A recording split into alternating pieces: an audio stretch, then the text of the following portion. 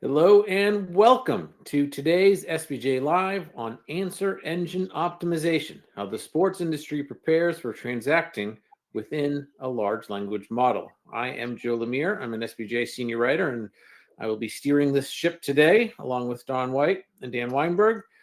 Before we get into it a little bit further, thank you all for attending today, of course. You will see in the bottom right-hand corner, there is a chat tab. Sports Business Journal's staff has just started it up for you for easy to find it, but please do say hello, introduce yourself, your company, any thoughts you may have, and then that questions tab right next to it.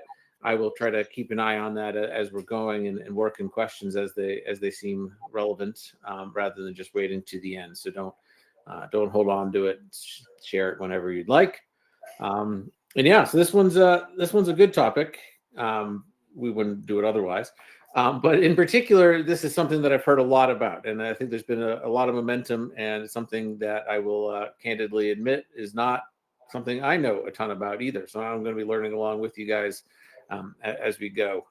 And so we will give Dan and Donna a minute or two to share a bit more about their company and their work in this space, and then we'll open it up to questions after that. But we'll go left to right. So Dan, you're on the slide first. Say hello. Oh, Joe. Thanks so much for having me, and to SBJ. My name is Dan Weinberg, founder of Red Krypton Sports. I've been in the sports industry 15 years, really out of college, started NBC Sports in the ventures department, so buying and acquiring sports properties and building those sports properties. And then I was one of the first employees at Tough Mudder, the Mud Run company, about 10, 12 years ago. We scaled quickly. I oversaw all kind of digital sponsorship, licensing, merchandise, and really where I learned my digital chops. And then I was the founder of a direct-to-consumer gifting business for sports fans called FanChest, officially licensed curated goods delivered right to your door. We scaled that business quickly, and I sold it about 5 years ago. So basically, Red Krypton Sports is a combination of traditional sports marketing with more retail, direct-to-consumer performance marketing. We work with clients all around the world, teams, leagues, sponsors to really help with their digital strategies. And then specifically on the AIO, AEO, GEO, however you kind of want to say it, this is something we've been studying and I've been working on for the last 3 years, but really just in this last 6 to 12 months, it's really gotten kind of top of radar in a very exciting space with lots of opportunity right now. So that's me high level and excited to kind of talk more and answer any questions you guys may have. Excellent. Thank you so much. Over to you, Donnie. Yeah, Donnie White. Thank you, everybody, for the time today. Satisfy's mission is to make AI hireable. So we deploy specialized agents built and tuned by industry experts to help sports, entertainment, and tourism brands sell more, service faster, and gain real-time insights from every interaction. In this current space, we just launched our new agentic platform. About 100 of our 800 customers are currently upgraded. And that means that a lot of the conversation today will revolve around agentic connectivity, MCPs, A2A protocols, how to surface some of your current agents into those worlds. So excited to be here with my company, Joe and Dan, today, and look forward to the questions later. Awesome. Well, to level set, let's work with some definitions here. What is answer engine optimization, and how does it differ from traditional search engine optimization? So Joe, Don, I'm happy to take that. So kind of AEO, it's very simple. It's SEO 15, 20 years ago. That's what it is, right? In search, back then you were able to kind of appear in the search engine bars pretty quickly. Right now, kind of the differences in terms of SEO and AIO are kind of 3 ways is the way I would kind of think about it. First, it's how people search, right? Which is the biggest shift. In traditional search, people type keywords like best sponsorships opportunities in Chicago. In AI search, they ask more detailed questions, look for explanations, and make comparisons.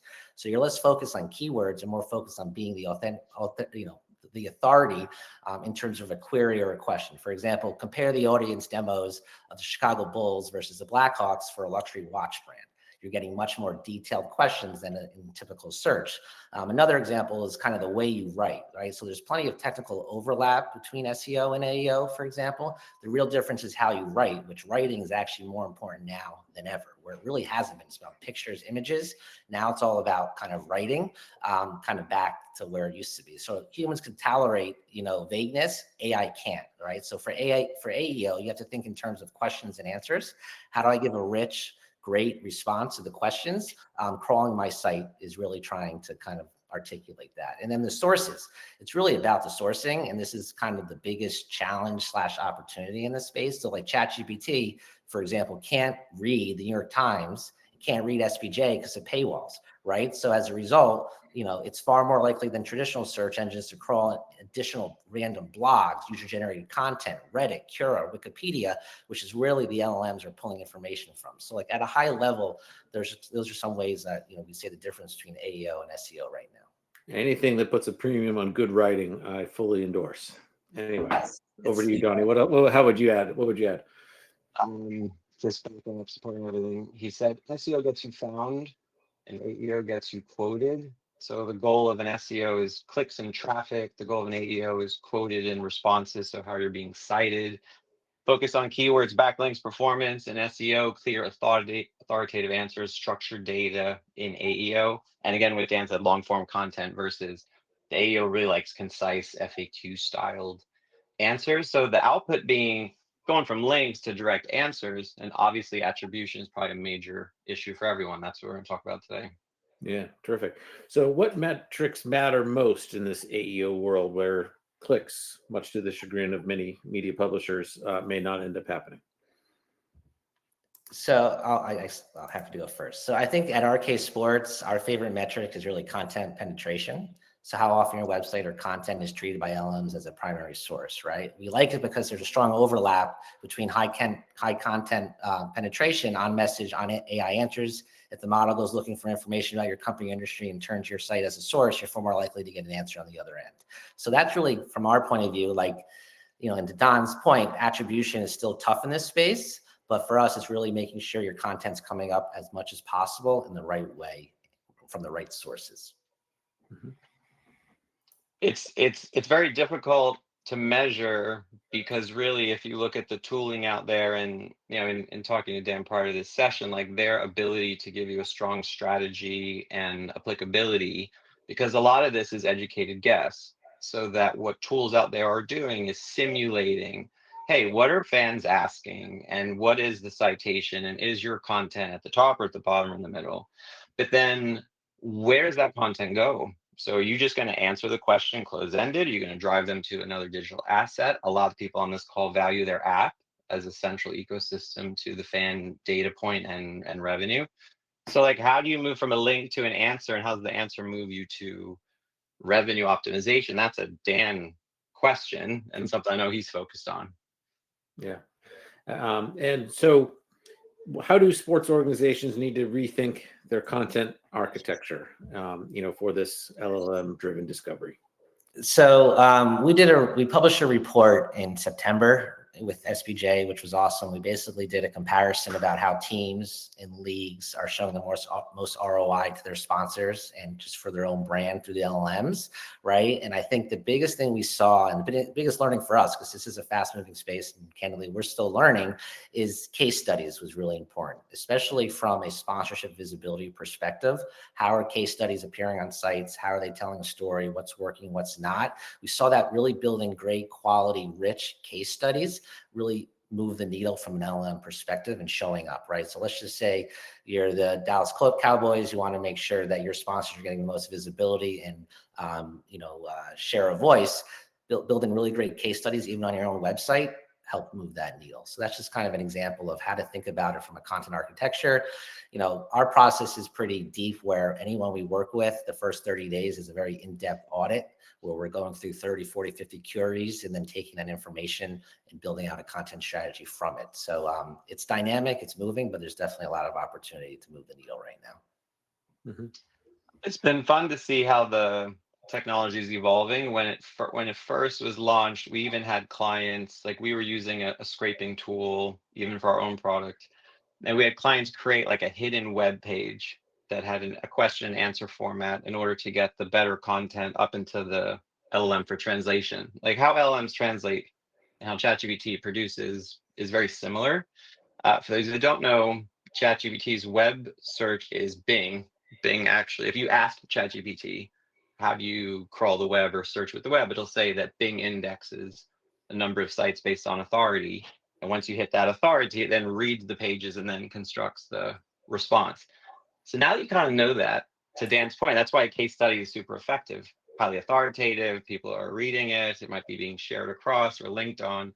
So it's not so simple to just add content today and expect it to come up in the LLM. A real content strategy has to be put in play or it won't work in today's model. Like he said, it's moving, but today's model. Yeah, it really is. Don's 100% right. Content's king, and content's more important than ever. And it's not AI-driven content. The LLMs actually want humans writing. They score human writing better than AI writing. So that's the opportunity now, where content marketing SEO was struggling for years. It's actually back in trend and more important than ever. And there's a window here. Is the window 6 months? Is it 3 years? We don't know. But there's an opportunity now with our clients. We have a number of case studies that you can move the needle to make sure, you want to be the best family-friendly event in Vegas. You want to show up first or second. You could do that right now, just like you could with SEO 15, 20 years ago. Mm-hmm. So how will these large language models help personalize ticketing and merchandising beyond the way that is currently in the marketplace? Yeah, I think Don could probably give a better answer than I can. I mean, we all know the Amazon world, Amazon and Meta, they know everything about us. They know our shopping history. We could retarget. I think LLMs, from my point of view, is just a whole nother level of detail and granularity. I mean, people could get incredibly specific with their searches. For example, I could go do a query right now, show me live events in New York this weekend that for a date night that are mostly seated and end before 10:30 and cost under $120, right? So you get very, very detailed, and that's going to help kind of make the targeting a whole nother level than what you've seen on Meta and Google to date. But yeah, I'll hand it to Don, as I think you might have some additional context there.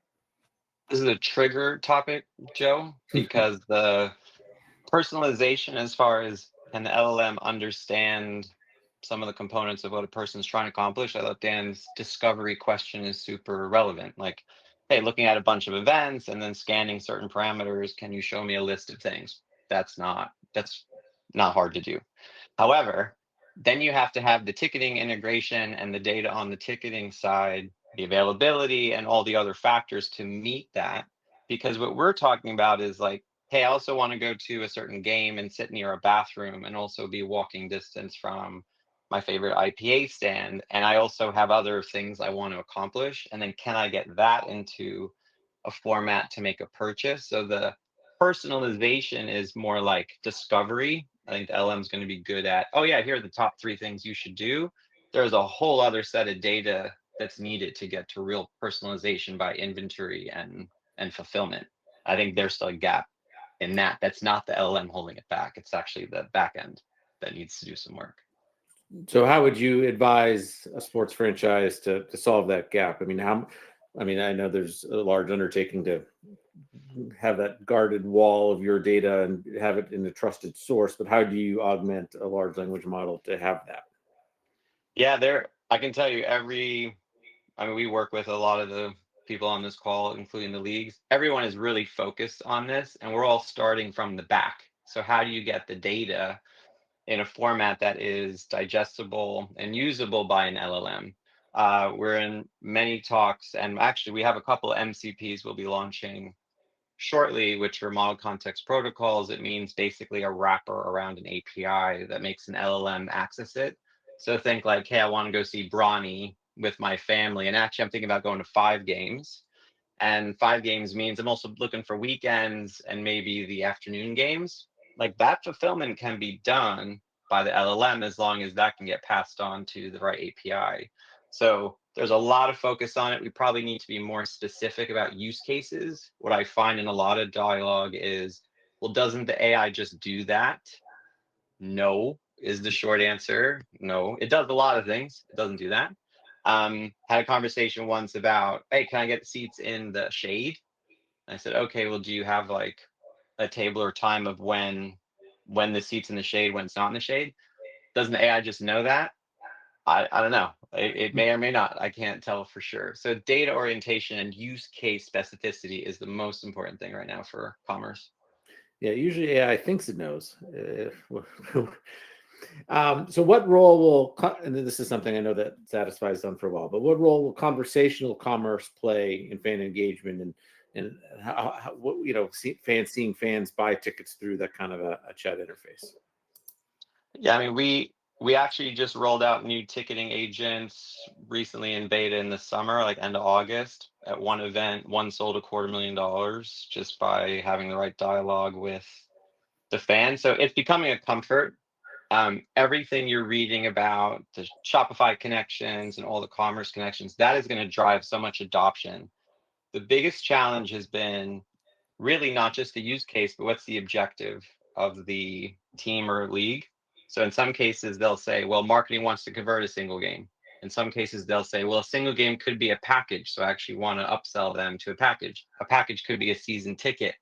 So commerce at the discovery level, high interest. I think you'll need multiple agent use case combos to get to those second, third tiers, but people are willing to purchase through this method. It's not going to be an issue for I need to talk to someone. I think that's over as we speak.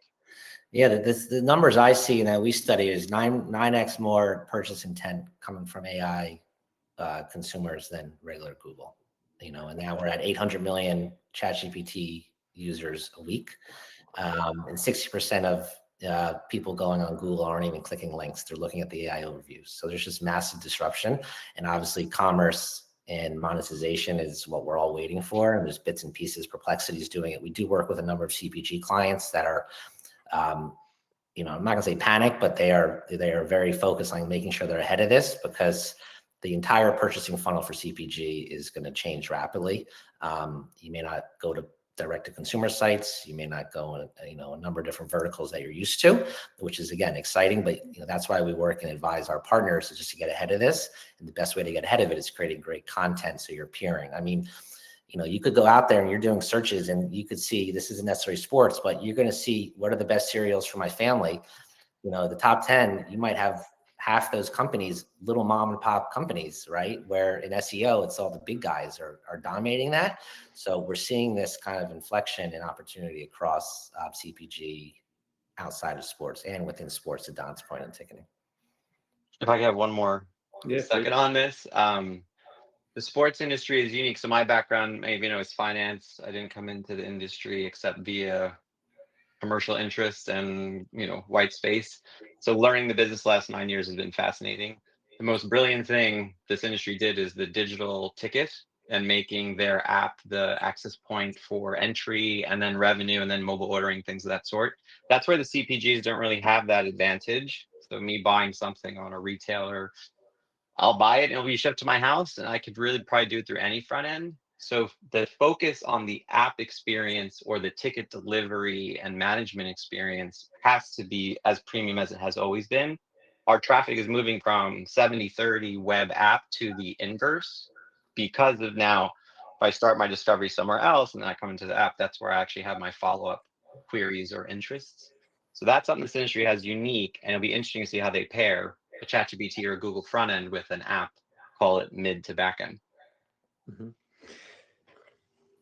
When did you, Donnie, when did you build your first AI agent? 2016. So that's a long time ago. I know. I was only 15 though, Joe. So it's really amazing that I'm here at this young age. You're an AI agent hipster. Yeah. How has it evolved? Obviously, pretty tremendously, I'm sure, in the last year or two, in particular. Yeah, the funniest part about it was there's always been a staff to customer ratio that was insane. If you talk to any sports team about how they can staff and then handle fan requests, even from early trip planning to post trip. But it started with a very curated response system. So there was 100 responses that would handle most of the queries, and then we would just pair them up with, classifications. Then it shifted into commerce and some other API integrations, and now all full LLM. The biggest challenge for this industry, I think, has been the risk acceptance. because no LLM is 100% going to tell you that it will even repeat its same response over and over again. And these brands are very important. And every person on this call knows there are some topics that are super sensitive. And so if you let an LLM crawl or do anything outside the lines, you could have a PR nightmare as part of it. So we have seen the transition. The biggest challenge for us has been when we started to move people to LLM and they couldn't have the same control. Some pulled back a little bit and said, well, I want something of a hybrid, but I also want it to be conversational, but I also want full control. I want it 100% within my voice or tone, but I also want to be clear about these policies. That evolution is challenging, but solvable. And I've actually had to move like 15 people into our customer side, even on the product side, just to spend so much time trying to get these things optimized. But I have seen a lot, but it's still the same control need that this industry has above others, I think, in how they approach it.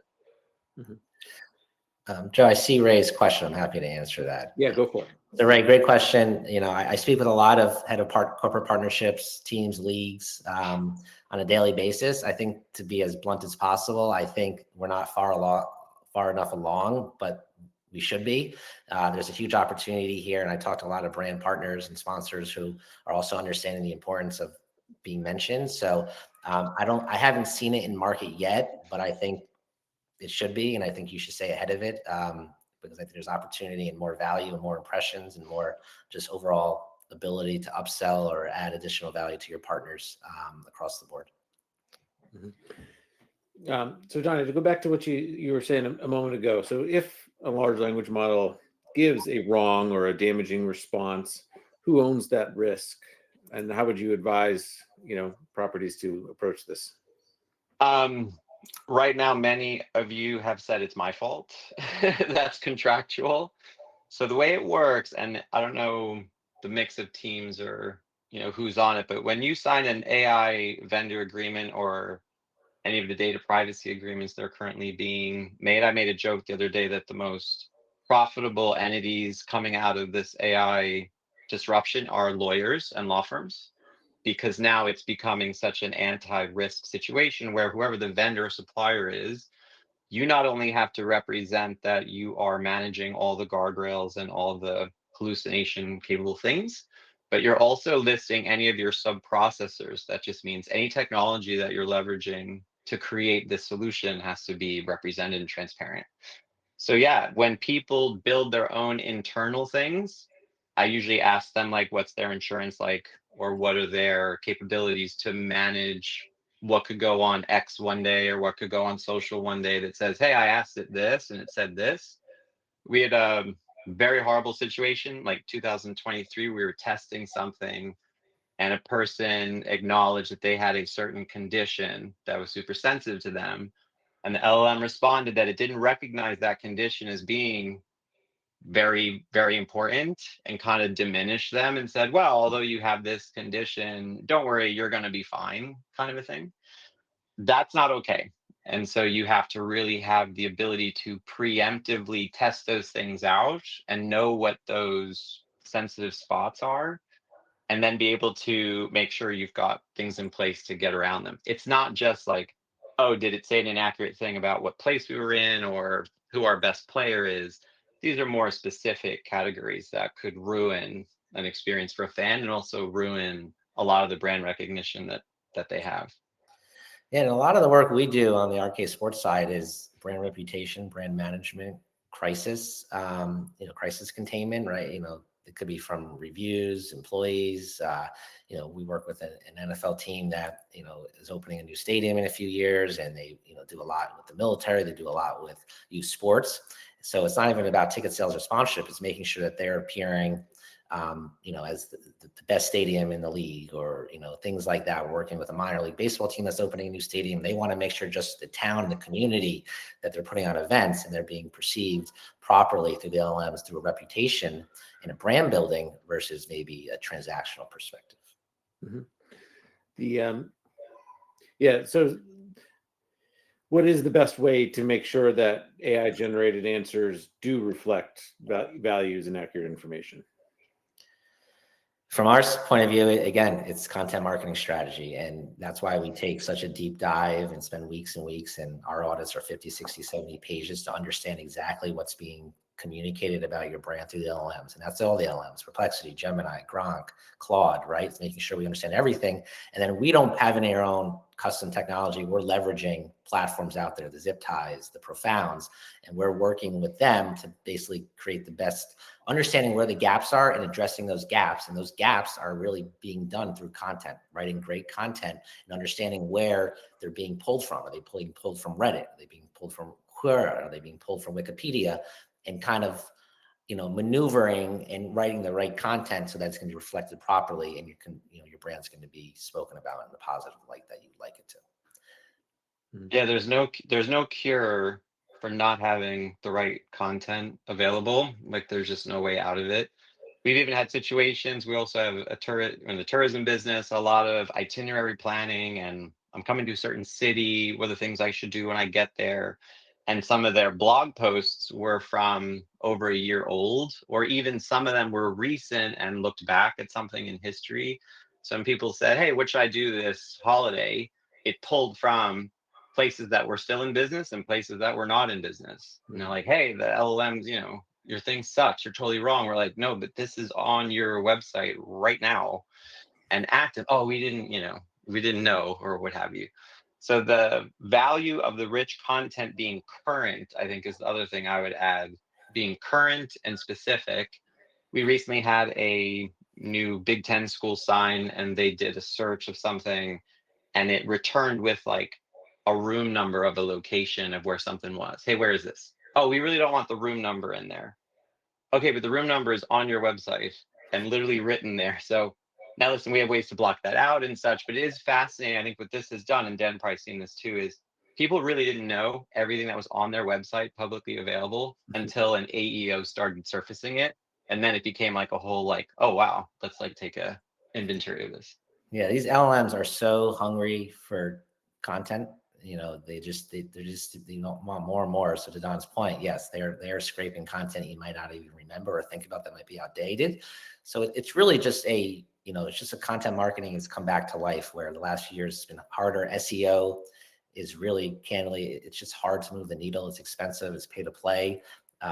Where right now it's 15, 20 years ago.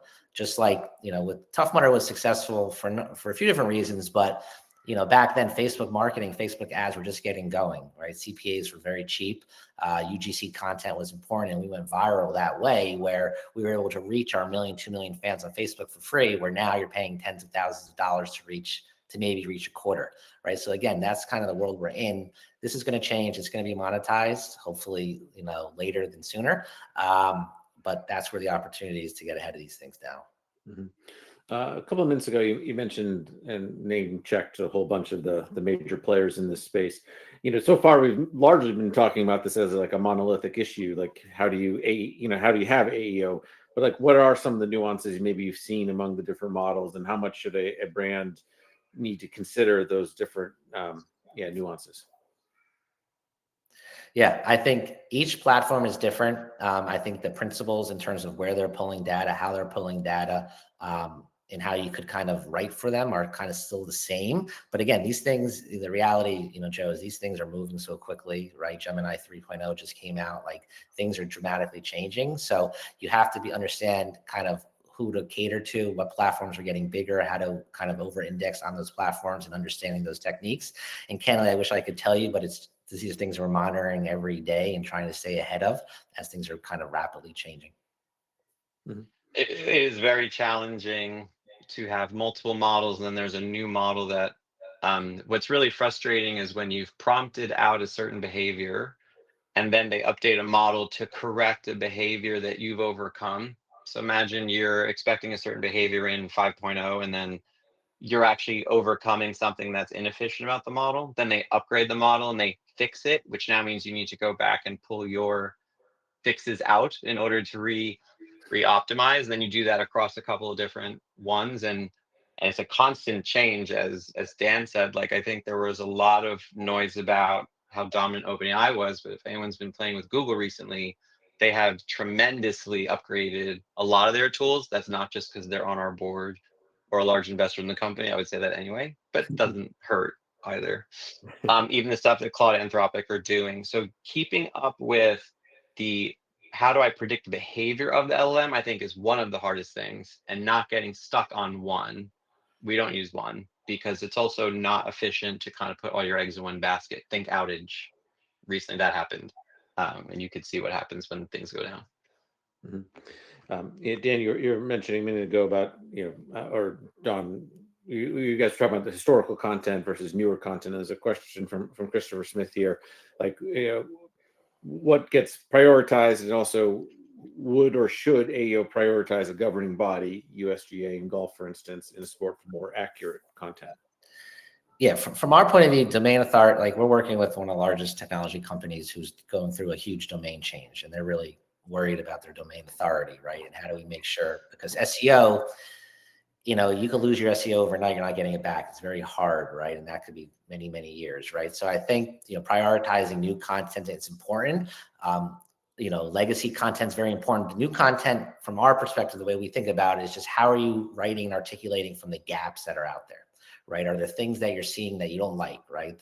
How do you make sure that there's not rumors or false news or misinformation on Reddit or, again, Cure, where they're pulling from, versus the more quality publications that are paywalled, right? So I think that's why we spend a lot of time on the upfront audit to understand the gaps and then address those gaps with very custom specific content. So I know that's maybe not a great answer, but I think it's a mix of legacy and new, depending on what you're trying to achieve, right? So if you're trying to make sure that what's the best, global sports property I want to invest in, or be a partner with as a media buyer, or brand manager, you want to make sure USGA is coming up first, right? And how do you do that? And those are the techniques that, again, it's a consultative, it doesn't happen overnight, but over a few months, it's kind of that strategy to move the needle and ultimately kind of win if that's what your objective is. Mm-hmm. How do you see this one's probably a Donnie question first. How do you see the change in the way fans are shopping for tickets impacting the future of the role of ticket sales teams? Yeah, it's going to impact it for sure. I think it's really funny. My daughter is actually starting on a ticket sales team at one of the properties, potentially on this call. And so I had this conversation with her. You have to know your buyer, and that's why the use case is so important. Like our initial ticketing product was for a walk-up buyer. It was to basically replace the person that walks up to the window, kind of wants to get into the game, doesn't have a tremendous amount of preferences, and wants a quick buy experience, like through text or web. So the ticket sales teams, now you're thinking about, again, how do I identify, maybe through the LM experience, a optimum premium buyer versus a quick buyer? Like if I spent 20% of a human's time on this buyer, could I quadruple their spend at the game? So it will shift from the quick, easy sale. Not that there is a quick, easy sale. I apologize if anyone thought that there was, but maybe when a team's winning and such. It will give you more data on that buyer, though, because imagine a conversation being articulated and us knowing how to guide them down one path or another. So the ticket sales team just has to adopt it. The reason our mission statement is make AI hireable is you're adopting AI as a member of your team and then deploying it at 1, 2, or 3 levels in your ticket sales team. But I would also tell you there's not one ticketing agent. That's actually not how we build it. There's an agent with a specific capability for a specific buyer. You might have 3 that get deployed at certain times. So it's absolutely important. It's a great conversation to start, but very deep to think about. Mm-hmm. Given that, unless you guys are available to have these calls very regularly, where would someone else go for resources to monitor best practice updates across the AI platforms? Is there any recommendation on that? It is not easy. I would tell, and Dan could speak to this too. We are using AI to scan AI model changes, and we get updates every day. And we have a team that literally, candidly, I wish there was a better method to it, but we have a Slack channel that essentially educates the product team daily. It is lit up once to twice a day with a change or an adjustment or a new offering. added, and that's how we do it. I don't know if Dan has a better way. Yeah, similar. I mean, we use platforms, really different technology platforms that help with our audits. Like I mentioned, like a Profound, which is fast growing, ZipTie. There's a number I'm happy to give anyone offline. Just send me a LinkedIn message.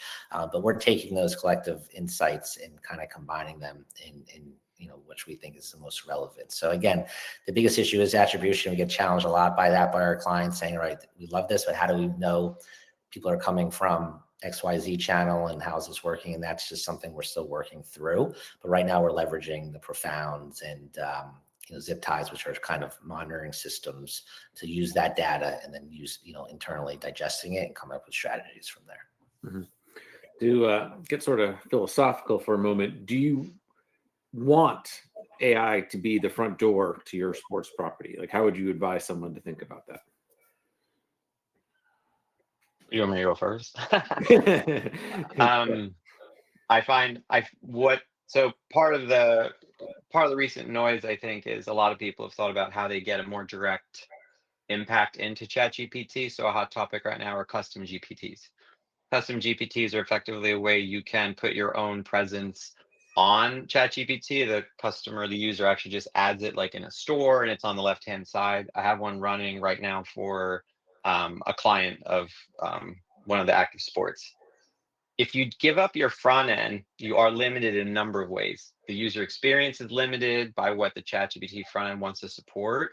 I can tell you in our business, we've made 10 or 15 front end adjustments just to accommodate this industry. So when you change your front end from a specific one to a generic one, you're going to lose something. The ability to drive certain outcomes is the first thing. Like, how do I drive an outcome? I have a fan in my funnel and I want to drive them here. Well, ChatGPT may or may not do that based on the other things that user wants to do.